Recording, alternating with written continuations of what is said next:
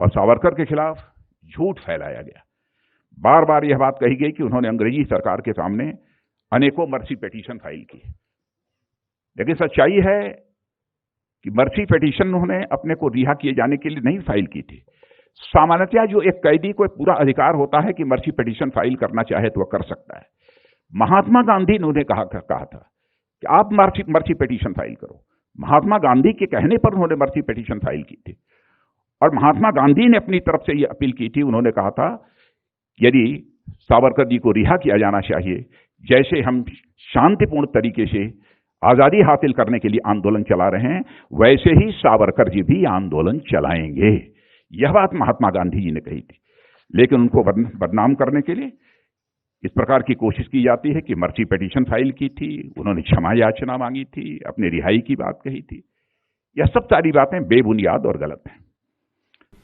देखिए, राजनाथ सिंह यकीनन बीजेपी से उनका ताल्लुक है, संघ से उनका ताल्लुक रहा है और अभी भी है, मगर वो उनका जो एक परसेप्शन है अपोजिशन लीडर में कि भाई तो थोड़ा सुलझावा ठाकुर लीडर है ये, मगर अब तो झूठ बोल दिए, अब तो सुलझी की बात नहीं कर रहे।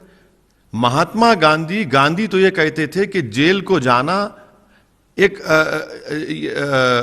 नॉन वायलेंट का रास्ता है, जेल को जाना, और वो शख्स माफीनामा लिखता है अंग्रेजों के लिए। अंग्रेजों से माफीनामा लिखते सावरकर। दूसरे क्यों नहीं लिखे जो काला पानी में थे? काला पानी में जाने के 8 महीने के अंदर सावरकर माफीनामा लिख दिए। तो राजनाथ सिंह इतनी झूठ क्यों बोल रहे हैं? इनके इस बयान के बाद तो उनको कोई सुलझावा नहीं मानेगा अभी। क्यों? हिस्टोरिकल फैक्ट है कि गांधी बोलते जेल जाओ, जेल भरो, और आप कह रहे हैं गांधी को से जोड़ रहे हैं। कहां कहां का गांधी बताइए ना आपने। कितना तोड़ मोड़ के झूठ बोलते रहेंगे लोग। सावरकर हिंदुत्व की आइडियोलॉजी में अपनी किताब में क्या लिखते हैं? फादरलैंड और होली लैंड। सावरकर की पूरी एक तारीख है, पूरा है ना। और फिर सावरकर महात्मा गांधी की हत्या में कॉम्प्लिसिट है, क्या उसको नहीं मानेंगे? अगर जस्टिस कपूर कमीशन की इंक्वायरी को नहीं मानते तो फिर मैं चैलेंज करूं आरएसएस को, बताएं कि पंडित दीनदयाल उपाध्याय की हत्या के बाद आपने कमीशन ऑफ इंक्वायरी मांगा था, चंद्रचूड़ कमीशन ऑफ इंक्वायरी बनी।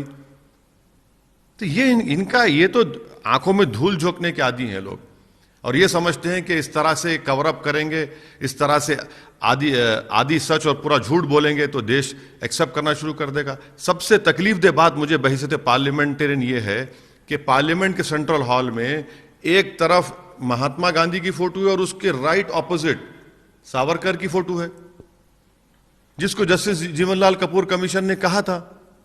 अच्छा, ट्रायल में उनको कोरॉबोरेशन एविडेंस नहीं था तो एक्विट कर दिए, मगर क्या आप तस्वीर लगाएंगे गांधी की तस्वीर के सामने? क्या बताना चाह रहे हैं? बताना यही चाह रहे हैं कि देश को मैसेज दे रही है आरएसएस और बीजेपी कि अनकरीब में एक वक्त आने वाला है कि बापू फादर ऑफ द नेशन नहीं रहेंगे, सावरकर बन जाएंगे।